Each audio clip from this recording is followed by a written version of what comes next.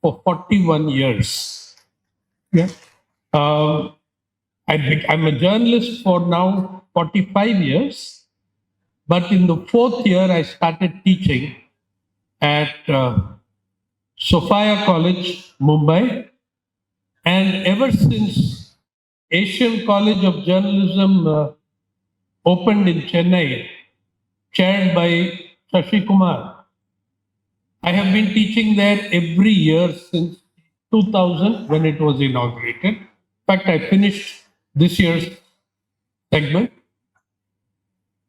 It all goes back 40, 45 years ago when Sitaram and I were contemporaries at JNU, which is where I gained my political understanding, my urge to be a journalist. That was what happened. Today, I'm going to talk to you about the large canvas into which all the current problems of India fit into. Inequality. Inequality, as you know, and I'm going to tell you a question. I'm leaking a question paper, it's an open question paper. I give my students, single question, which I'm giving my students, journalism students, but I'll come to that in a minute. Inequality, the existing media celebrate inequality.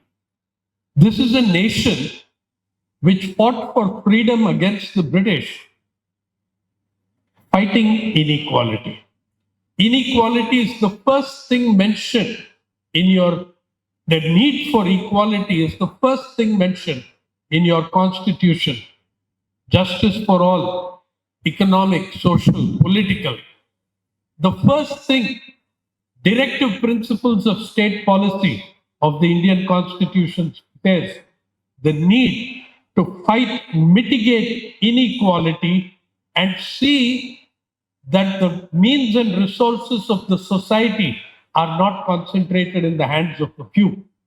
The very first introductory paragraph, part 4, directive principles, tells you this. Today, our media and society at large are desensitizing our students, desensitizing our children. On the one hand, we celebrate inequality in the media. Oh, now India has 211 billionaires. As if that's a great achievement. And we celebrate all the ugliness of the different forms of inequality. Now, for instance, there is wealth inequality, income inequality, class inequality, caste inequality, gender inequality, inequality before the law, which is getting to be a bigger problem every day if you look at the Supreme Court judgments. Inequality within media and on the basis of class and caste and region also, by the way. Let me give you an example of a comparison between a journalist from a poor village in Kerala, and a journalist from Noida channel. In 2021, I think 2020 or 2019, Arnab Goswami, one of the richest journalists in the country, completely an urban person earlier from Guwahati and then from Noida, Delhi, was arrested in Mumbai on charges of abetment to suicide. It's a very serious charge. He was arrested on the charge of abetment to suicide. He was arrested because at that time, the government of Maharashtra was led by Uddhav Thackeray Shiv Sena. So he was arrested Immediately the matter, they moved the Supreme Court, and in 3 days, from the start of the moving the court to actually reaching Supreme Court, it took 72 hours. And in 24 hours, the Chief Justice of India had a special hearing to grant him bail late in the evening. And Justice Chandrachud wisely said, we have to intervene in this case. If history will not forgive us if we do not intervene and grant bail immediately, because this is going to the fundamentals of freedom of expression, freedom of speech. 3 days bail. For 3 years, a journalist called Siddiq Kappat from Malappuram, Kerala, 3 years he spent in rotting in jail without bail ever being considered for. You decide what is the difference. Why is everybody equal before the law? You know, Kappan comes from a village in Malappuram that has less than 8,000 people population. He was a stringer. The terrible crime Kappan committed was to go to Hathras, UP to cover the murder and rape of a Dalit girl. 3 years. He still every Monday has to report to a police station in Delhi. This kind of, there is another problem for Kappan. He's a Muslim. That is increasingly a crime in the society we live in. When they arrested Kappan and put him in jail he developed, he caught the coronavirus. Okay. All of us went, shouted. They didn't give a damn.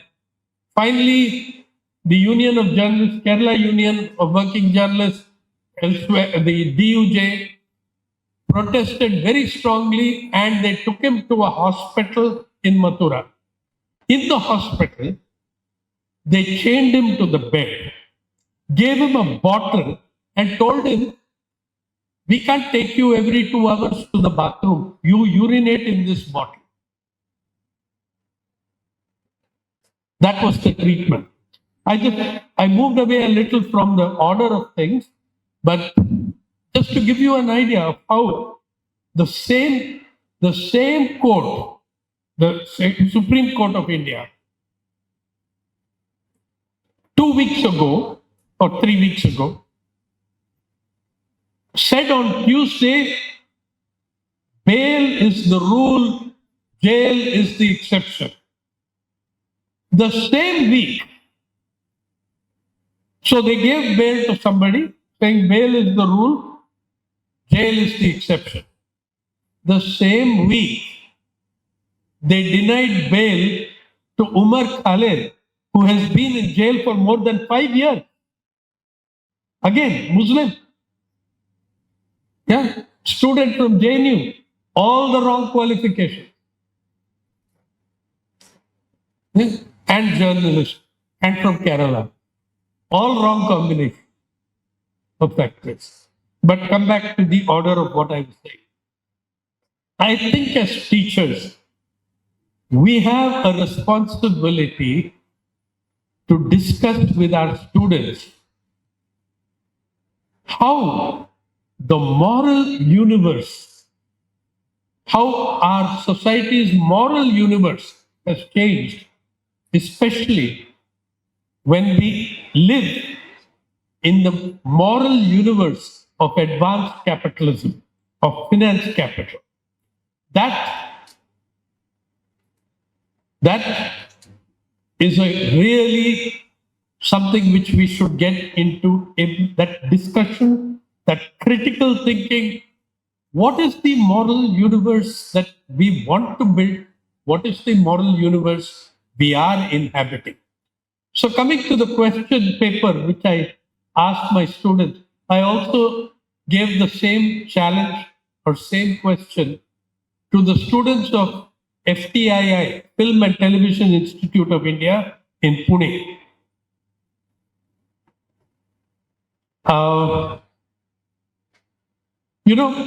July 2024, in Mumbai and in several other places, the main venue was Mumbai. We saw the world's costliest wedding. Mr. Mukesh Ambani's son, Anand Ambani, spent, the wedding was taken over months, 6 months. Before the wedding, they had 6 months of pre-wedding events. Tour of Lake Geneva, Switzerland, Italy, in a private yacht. Yeah. Then they had events in Jamnagar, the home of the Ambanis. And in Jamnagar, which is you should see Jamnagar, it's only fame to claim now, biggest petroleum refinery in the world. And Jamnagar, which has a tiny airport, the airport was given international status. It was made international class airport in 1 week. And who did the air traffic control? ATC. Who did the air traffic control?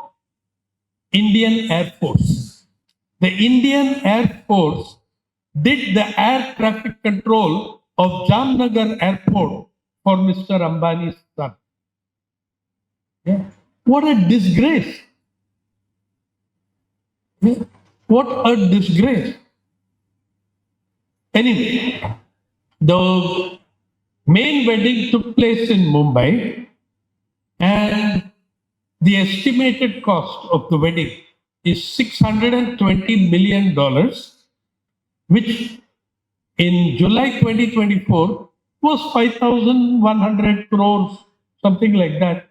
Today it will be much more because we have destroyed the rupee since then, 93 rupees to a dollar. So today it will be 6,000 crores also, but 5,100 crores, over 5,000 crores was spent on a wedding. Now this wedding took place in Maharashtra. Very important. 1 hour away from the wedding, by 1 hour flight without Indian Air Force assistance, 1 hour flight from Mumbai is the region of Vidarbha, Nagpur. Every year in Maharashtra, particularly in Vidarbha, hundreds, sometimes thousands of weddings of farmers are cancelled because the parties cannot afford them. Every year, thousands of weddings are cancelled. In 2009, Government of Maharashtra bureaucrats gave me the data showing that in 6 districts, Maharashtra has 36 districts. In 6 districts, 3 lakh families declared they were unable to get their daughters married. 3 lakh families doesn't mean 3 lakh girls. It can be 5 lakh girls, right? It can be 6 lakh girls, can be 2 girls per family, but they were not able to get them married. In the state, and then several farmers' suicides, not only in Maharashtra, but elsewhere. Inability to get your daughter married was one of the factors in several suicides. The humiliation, I could not get my daughter married. That was one of the factors in several suicides. Yeah. Of course, that is also a comment on the nature of society we are. But the fact is that this was a factor. In a state where thousands of weddings have been cancelled in the last 10 years for want of money to conduct even a simple wedding, in a state where thousands of bankruptcies are also linked to suicides, one factor being these weddings. In that state, we held a wedding costing 5,000 crores without any adverse comment. People celebrated it. Please look at the newspapers. Please look at those newspapers that claim to be the journalism of courage. Please, neither courage nor outrage was witnessed. You look at the television channels. What was the coverage? On social media, hundreds of influencers were hired to project, praise, and celebrate the wedding. Now I ask you, had this happened 30 years ago, there would have been a Vijay Tendulkar would have held a play, Ambani ki Shadi, a Gobind Nihalani, a Saeed Mirza,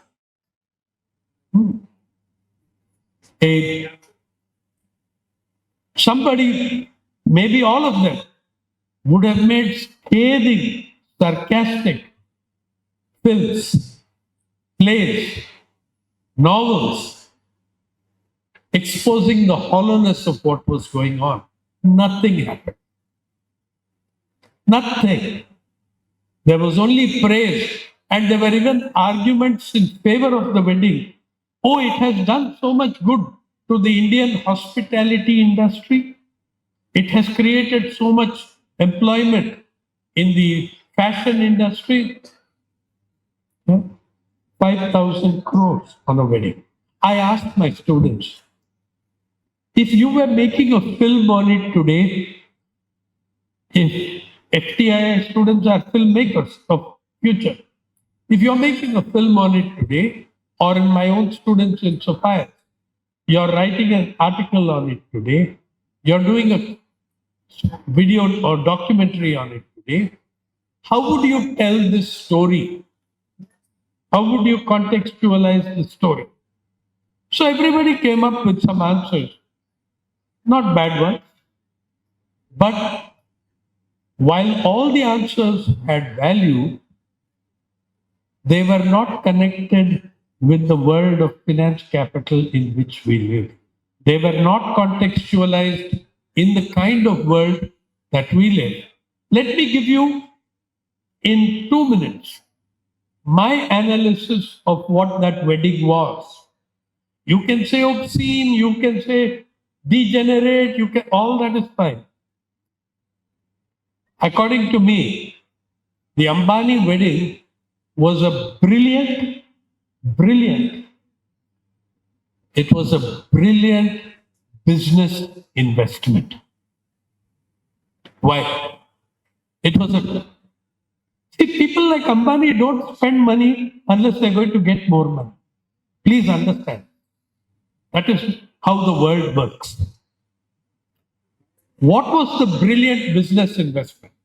5,000 crores is 0.27% of Ambani's wealth. 0.27%. By the way, Ambani's personal wealth is 7.5 times India's agriculture budget. 7.5 times India's agriculture budget. The 211 billionaires in India, their wealth is 62 times the Indian agriculture budget. Okay. 5,000 crores was 0.27% of Ambani's budget. Now, how is he going to get it back? What is the source of wealth of Indian billionaires? The source of wealth is public resources which are privatized to them, sold off to them. Air India, I don't know how many lakh crores India has invested of public money in Air India. What did you sell it to Tata's for? Okay. You sold BSNL for 1,800 crores. You sold a company that had 3,600 crores in cash. You sold it for 1,800 crores. with all its properties. The Indian billionaire's wealth comes from contract, subcontract, lease, sublease. That is where the wealth comes from. Public resources. Now, at any given moment, the CEOs of the major companies are sitting in the office of the Secretary of Government, Secretary of Oil and Natural Gas, Secretary of Forest Department, Union Secretary of Mines and Minerals, and they will be bargaining. For instance, 78,000 acres of forest was given to one capitalist in Chhattisgarh. 78. Now, I am the CEO of that capitalist. I am arguing with you as Union Secretary Forestry. I'm saying, you might as well give us the remaining 120,000 acres. But you're an honest man. You know you are getting a lot of pressure from all these guys. You don't want to do it. And you are the person who has to sign the deal. You are Union Secretary Forestry or mining or minerals, whatever. After you tell me, I don't think I can do it, you see the wedding and you see the guest list at the wedding. You see the Prime Minister. You see every Union Cabinet Minister. You see half the Chief Ministers of the country, 90% of the governors of the country, every celebrity of Bollywood is there at the wedding, including your own boss, including your own minister. When I come back to you next week on Monday and say, let us resume the discussion, can you give me that remaining 100,000 acres of forest? Will you say no? Will you have the guts to say no? Will you have the capacity to refuse me? No chance. That he may have spent 5,000 crores on the wedding. In the next 2 years, he will make 4 times that amount in deals with public resources through government. Okay. I ask you to develop in our students that lens, that way of thinking, not what to think, but how to think. How to think, how to analyze, and see, contextualize it in the world that we are in. It's the growth of wealth, that kind of inequality. Let me show you how it comes in the Parliament of India. Yeah, you have 543 members of Parliament. Okay? In 2004, we introduced a new thing, very good thing in election. What was that? Electoral affidavit, self-declaration of wealth. Of course, there is a certain modesty that comes to very rich people when they are self-declaring wealth, because this affidavit does not require income tax return to be stapled. Nothing. You state your wealth. There is an organization called Association for Democratic Reforms, which tracks every election in the country, every electoral affidavit. You can go up and you can access it from the Election Commission of India, but it is bad, very hard to access.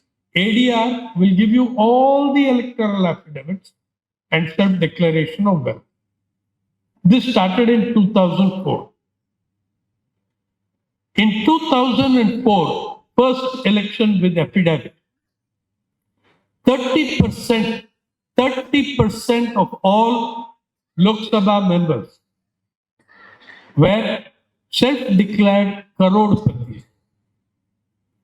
In 2009, 58% of all Lok Sabha MPs were crorepati. In 2014, 82% of all MPs were crorepati. In 2019, 88% of all the members of Lok Sabha were crorepati. 2024, 93% of the current Lok Sabha are crorepati. You know, if you are a crorepati, your chance of winning an election is 1 in 5. If you are not a crorepati, your winning chance is 0.7%. And mostly the crororepatis who lose are defeated by crororepatis who are richer than they. Because 93% are crororepatis. Okay. Now these 93% crororepatis have to represent and fight for some of the poorest people in the world. Can they do it? Can they represent them? Can they actually represent the poor people of this country when 93% of your parliament is crorepati? Yeah. I think that's a serious question you need to ask yourself. I think the entire moral universe changes from 1991 onwards. Let me give you the numbers on Indian wealth. We are always discussing the numbers on poverty and showing, oh, it has reduced so much, it has reduced so much. But let me tell you this. India ranks number 3, top of the grade. India is in 183 nations. India ranks number 3 in the number of dollar billionaires we have. Okay? You can get all these figures from Forbes magazine. You know Forbes. That is the Bible, Gita, Quran of the global finance capital, of the global capitalist class. In 1991, India, before the new economic policies, India did not have a single dollar billionaire. Not even one. Not even $1 billion.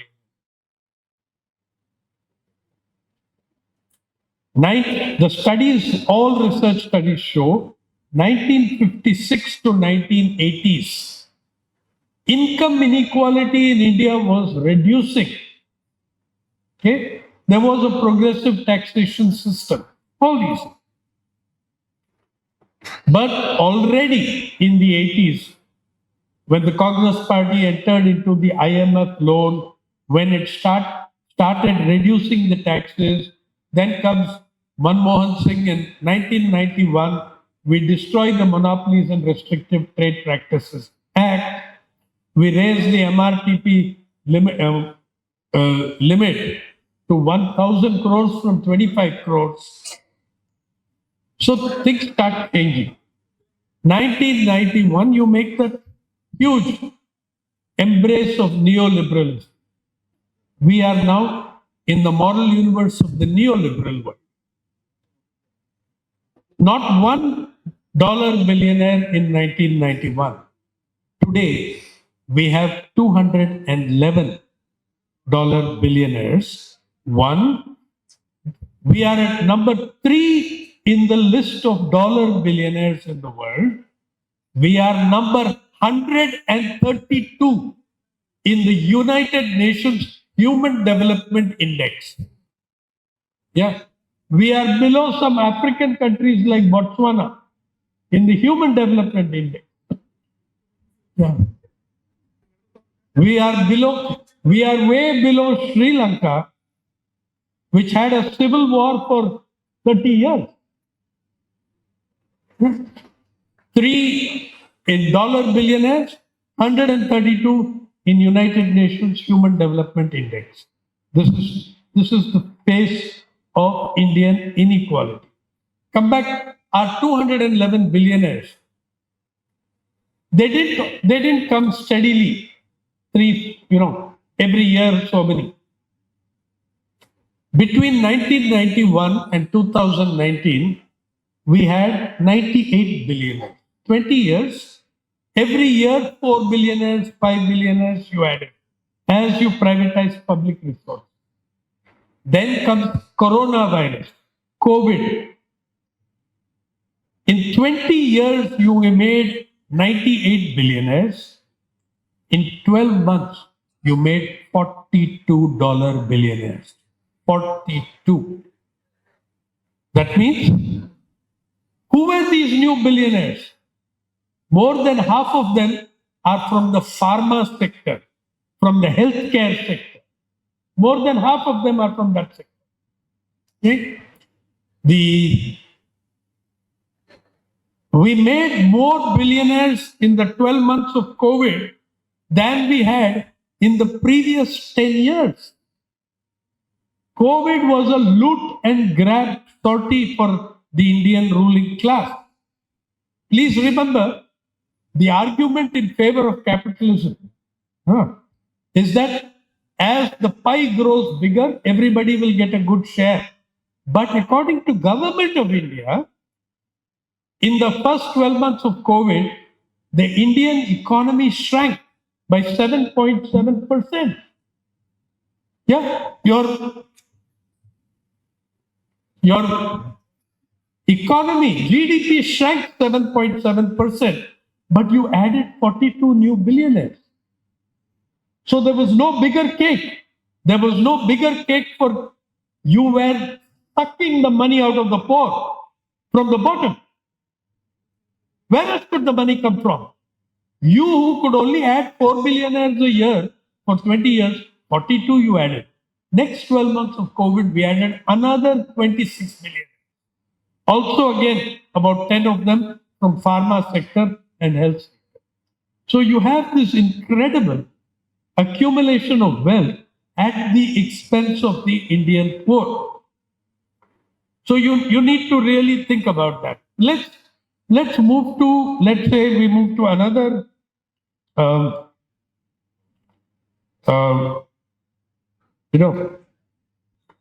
let's say we look at other parameters of inequality.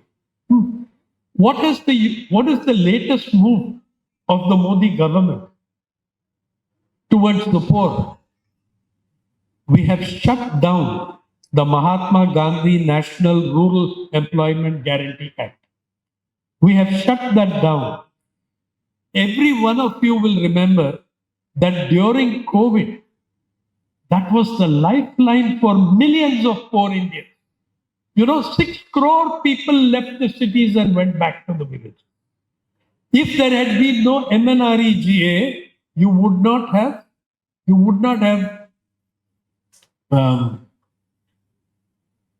had millions of more deaths than you had with the MNREGA. Yeah. Now you've removed this MNREGA. It's also very, I don't know whether to laugh or to cry. They also have in their new program 60 days ban on no MNR, no Ram Jai Ramji, Ji Ramji. There is a 60-day ban on giving employment during agriculture season. They think that by doing this, they will force the laborers to go to the rich farmer and work. Laborers will simply migrate to a better wage. They will go to the cities. They will go to the town. They are not going to go and work for below state minimum wage in the fields of the feudal lord friends of Mr. Modi. That's not going to happen.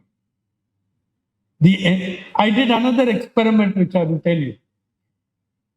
The argument of capitalism is that some of my own classmates from JNU who went in the other direction, Sitaram, probably all of us went in one direction. There were a couple of, and then Jayati Ghosh, Prabhat Patnaik, in my opinion, India's greatest economist, went in one direction. Another direction where economists who believed in the market, who changed their views after they left JNU, And their argument is, I have been told this personally. Yes, Ambani has made a lot of money, but market and capitalism. If you work hard, China, you can also make that kind of money. Under capitalism is such a dynamic force, anyone who works hard can be a billionaire. Now, you know one theoretical problem and a practical problem with that argument. If everyone who works very hard can be a billionaire, then every woman in rural India should be a billionaire. Every woman in rural Africa, Asia, and Latin America should be a billionaire. Nobody works harder than these people, but they're not. How many billionaire women are there in the billionaires list? Yeah, usually the matriarch of a capitalist house. There will be about half a dozen of them. Savitri, Jindal, Hindu Jain, these sort of names you'll see there. They are the heads of capitalist houses. They are the matriarchs of that family. So anyway, I decided to check it out. If I work very hard as a common Indian, can I also be as rich as Ambani? Can I have as... So I checked it out. I did the mathematics. I calculated it in my sheet and on calculator and put it to a computer program. Yes. Oh, who is a common Indian? Let us accept that common Indian is someone working on the Manrega, on the Rural Guarantee Program, 9 hours a day. Have the national average, Kerala's is higher, but national average 294 rupees is the national average Manrega wage. Can I equal Ambani's wealth? Yes, I can.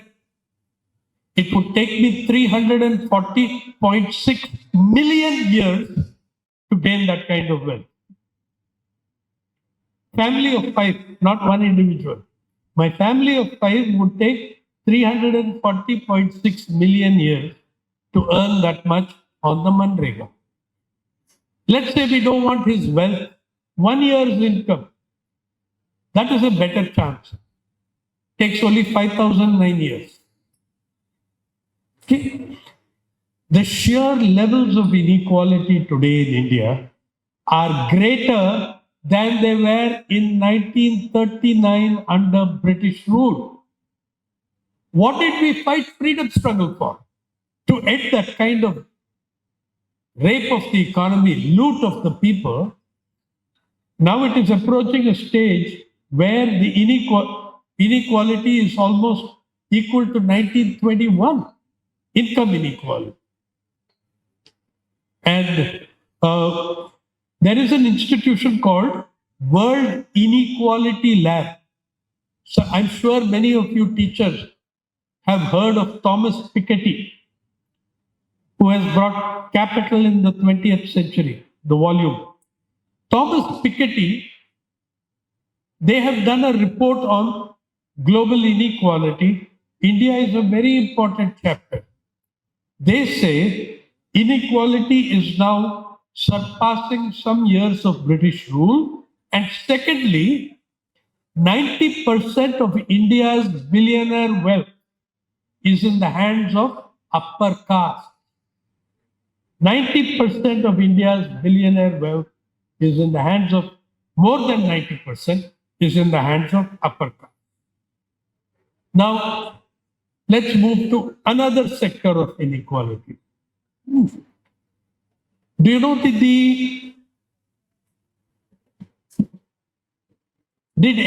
how many of your magazines, newspapers, television channels, I mean the mainstream channels, I'm not referring to the left media, the corporate media, which dominates media in this country.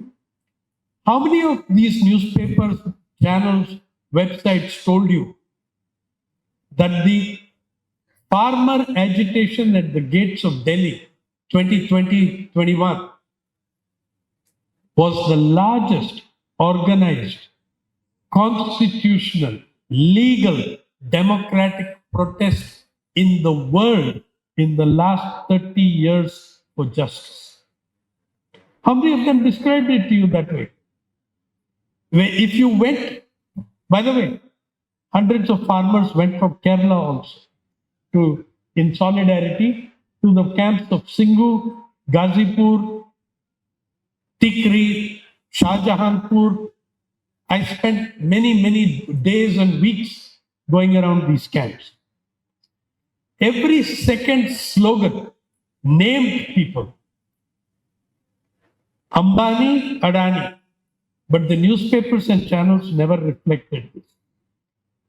Because Mr. Ambani is not only the richest man in the country, he is the biggest owner of media in the country, and he is the biggest owner. Those media that he does not own, he is the biggest advertiser. Okay? He is the biggest advertiser.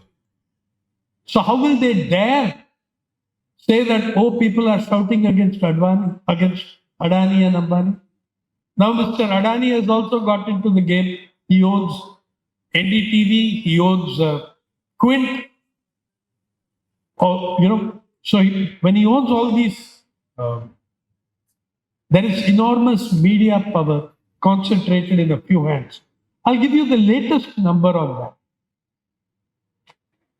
Every year, Ernst & Young, you know that company, E&Y, Ernst & Young, Standard & Poor, Ernst & Young, Deloitte, these are giant service consultant companies. They put out the value every year of Indian media, which is largely public listed media, the capitalist media, the corporate media. In 2025, the financial value of the Indian media was 2.7 trillion rupees, not million, not billion, 2.7 trillion rupees. Trillion meaning 12 zeros. I can't even accommodate it in my head. 2.7 trillion rupees was the value of that media. Now, it used to be 1.6, 1.7 trillion. In one night, it became 2.5 trillion and then 2. How? All of you might have it on your phone, that app. Mr. Ambani's Jio, he merged with Disney, Walt Disney's Hotstar.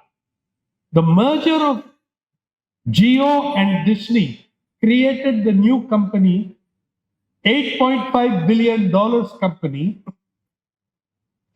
called Jio Hotstar. You've all seen the app, Jio Hotstar. Now, one transaction by one individual raised the value of the Indian media by 32%. And if you look at streaming, you all know the difference between streaming and broadcasting. Streaming, Netflix, Amazon Prime, Jio Hotstar, 50 to 60% of all streaming in India is controlled by Mr. Ambani. You know, all of you watch sometimes ETV Malayalam, ETV Kannada, ETV Tamil. And you think that these are owned by Inadu TV. No, they're owned by Ambani. 20 years ago, he bought them from Ramoji Rao. Only the Telugu channels remain with ETV. All the other channels are owned by him. Mr. Adani is also looking to get into that game. Yeah. Now, that means one individual might be accounting for 40% of the value of our media. But come back to your 211 billionaires. What is their wealth? Their wealth is $1.05 trillion. That means 211 individuals have accumulated wealth equal to 26% of your GDP. Which society can sustain that kind of inequality? That's where you get the rise of fundamentalism. That's where you get the rise of regressive religious forces. That's where you get you get ethnic strife in the Northeast. At the same time, you are destroying all unions, labor unions, trade unions. You are destroying these.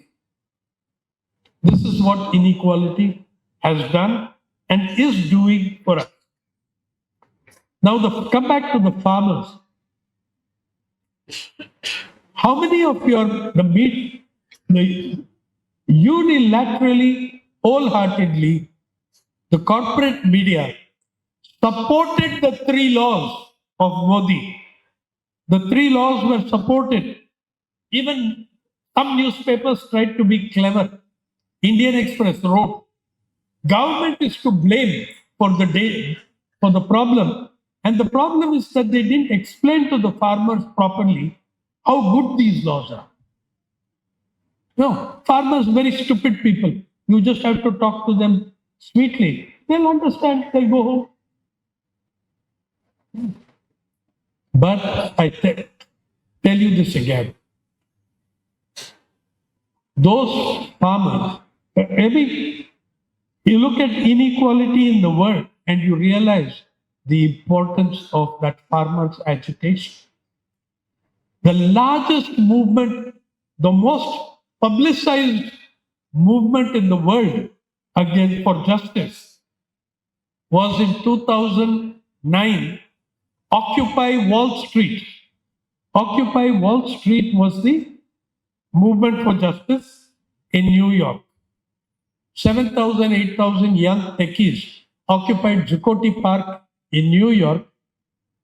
In 9 weeks, they were thrown out of the park by NYPD. Your farmers didn't last 9 weeks. They lasted 54 weeks. And they taught us the meaning of the word resistance. They were attacked. Punjab police, Haryana police, Delhi police. They were attacked. BSF, CISF, CRPF, lots of other security forces were involved, but they resisted. 720 farmers died in that period, but they won their battle. They had the laws repealed. Now, you are destroying them in another way. You have gotten into some agreement with Donald Trump. You have gotten into an agreement. Oh, look at how our newspapers and media are celebrating. Oh, Modi's friendship with Donald Trump. He brought down the tariff from 50% to 18%. You have brought your tariffs to 0%. The moment America threatened us in September, we withdrew the 11% duty on cotton, and your media have not told you that. They withdrew the 11% duty on cotton and destroyed the cotton price of Maharashtra, which was for the first time above 8,000 rupees. 8,125 rupees was the minimum support price MSP per quintal in cotton in Vidarbha. Announcement is made, it falls to less than 6,500, which is much less than the cost of production. So, whichever way you look at it, whichever way you cut it, as I said, legal inequality, inequality in the media. Let me make one reference, because I'm running out of time. Let me make this reference to other inequality. Today, there is huge resistance from the upper caste, including BJP officials are resigning from their posts because of a code in the universities to deal with caste discrimination. To deal with discrimination. Yeah. Do you know that And the Supreme Court is asking, staying these movements, saying tomorrow it can become a weapon against individual upper castes. Just look at all the suicides in IITs and IIMs. Who is committing suicide? Please look at it. It is Dalits, Adivasis, and people from the poorest OBC. That is who is committing suicide. In fact, on one issue after the other, the Indian judiciary, I believe, and I've written a chapter in Justice Muralidhar's book, has failed incredibly, has fared very, very poorly on the issue of justice to marginalized castes, to Dalits, Adivasis. There is also, one Dalit survivor of the Kumbher massacre in Rajasthan. His name was Chunni Lal Jatav, and he was a leftist. I think he was the Taluk secretary of CPIM. He once told me, when I was telling him, how can all this happen? Police cannot do this. He told me, Sainath ji, all the judges of the Supreme Court do not have the power of our local constable. All the learned judges of the Supreme Court do not have the power of my local Havaldar. The learned judges interpret the law. They listen to the learned lawyers and they interpret the law. My head constable, he writes his own laws. Arbitrariness and impunity coming out of the caste system in India absolutely rule the Indian countryside.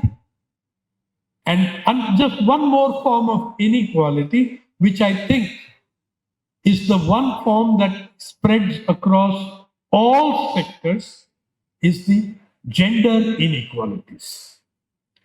Do you know that in the world, by the way, across the world, Oxfam and ILO, International Labour Organization, did a study 4 years ago, 5 years ago. No media even carry the results of that study. How many hours of unpaid work do women and adolescent girls do every day? Cumulatively across the world, women and adolescent girls do 12.5 billion hours of free unpaid work every day of their lives. What is the value of that unpaid work? ILO calculates the value of that work at $10.8 trillion, which is double the value of what the world spent on technology in that year. In most of those women and girls, you can guess which country they're from. The largest number. You can guess. In India, the water crisis, we never look at it through a gender lens. Over 80% of time spent on collection of water in this country is from women. 85% of water actually collected in this country is collected by women. Now, it's when you come down to the marginalized classes and the marginalized caste, it's what IDWA calls the triple burden. The burden, if you're a Dalit, of caste, class, and gender. Now, these are the multiple inequalities. No equal pay for equal work, nothing. Every day in this country on gender basis, we violate the Constitution of India and basic human rights and the UN Declaration of Human Rights. So what do we do? What do we do? What can we do about this kind of inequality? In the media, I can tell you very simply, do not expect capitalist and corporate media to reform themselves. There may be one good person here, one good person there. I spent 35 years in that media. Okay. I now run an independent media called People's Archive of Rural India, publishing in 15 languages, including Malayalam. You can read it on the website. We cover only the countryside. We cover these inequalities. But do not expect your corporate media to change. They are constructed. You see, they are constructed and designed to maximize profit for their owners. So they will not mention Ambani, Adani because they're going to hurt their advertising, their profit. You can stir a cup of tea with the barrel of a gun. But that's not what a gun does best. The gun is designed to fire, to kill. Likewise, the corporate media are designed to maximize profit. If there is no profit to cover, if I can't make revenue in covering you, why should I cover you? Pay me. That's how you had the paid news scandals. Editorial space is sold. You have to look for an independent media. Every one of you has to support existing media, left-wing media, independent media. You have to support them in order to get the information, knowledge of your society that the corporate media is never going to give you. It's never going to give you. That's one thing.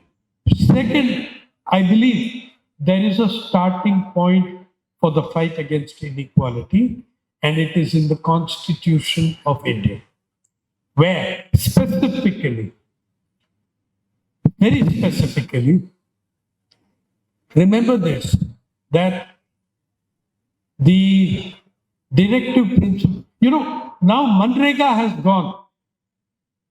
Mr. Rahul Gandhi is promising, if we come back to power, we will bring Manrega back. When the Congress was in power, they already started, Mr. Chidambaram started destroying the Manrega. He started cutting funds from Manrega. Okay. I am saying your target now should not be restoring Manrega. Your target should be directive principle, right to work, should be made a justiciable fundamental right. The right to work. If we are leftists and we cannot fight for this, I don't know what kind of leftists we are. Okay? We fight for the right to work to be a fundamental right. It will not be the local fellow saying, no, I can't give you a job card. If you have a fundamental right, you can go to the court and get it enforced. Right. There are 4 or 5 principles in the... Look at what happens when you do something half-hearted. The UPA government brought in the RTE, right to education. What has happened under the right to education? All across the schools and colleges I see, the poor children are given a different classroom, a different building in the elite. Yeah? They never even see or interact with the rich children. They don't even get to see them. And they have different teachers who are less qualified. So you have to, the right to education. Remember, you promised in your constitution, free and compulsory education for all, free and compulsory education up to the secondary level for all within 10 years of the adoption of the constitution. What did you do with that? See, when we base ourselves on the directive principles of state policy, on the preambles, justice for all, social, economic, political, you are able to unite much larger groups of people because it is not the manifesto of one political force. It's the social contract of the freedom struggle of this country, which is in your constitution. I think we should take Manrega much further. We should fight for that fundamental right to employment. We should fight for the fundamental right to education over and above what was already done, which is not enough at all. The right to work, the right to food, the right to shelter, the right we have to get back to the basics. When inequality is so huge that 50% of the bottom 50% of Indian population own less than 6% of total household wealth, and the bottom 30% of Indian society has zero assets and negative wealth, while the top 1% is controlling 42% or 50% of all your wealth. Let us start. I think we need to go back to the classroom and engage our students in discussing the morality of what is going on, in bringing the politics through the moral of what is going on. Many of my students, when I tell them, show them thousands of weddings cancelled because there was no money. Actually, some of the students in class, when I show them the photographs, they are actually in tears. They didn't know. But they didn't know because we didn't tell them. Yeah. Can I appeal to my comrades, fellow teachers, that we start engaging our students in the discussions around inequality and equality, which comes from the promises of the freedom struggle embedded in our constitution. I'm sure you can do it much better than me, your experienced teachers and politically conscious ones. Thank you for listening to me so patiently.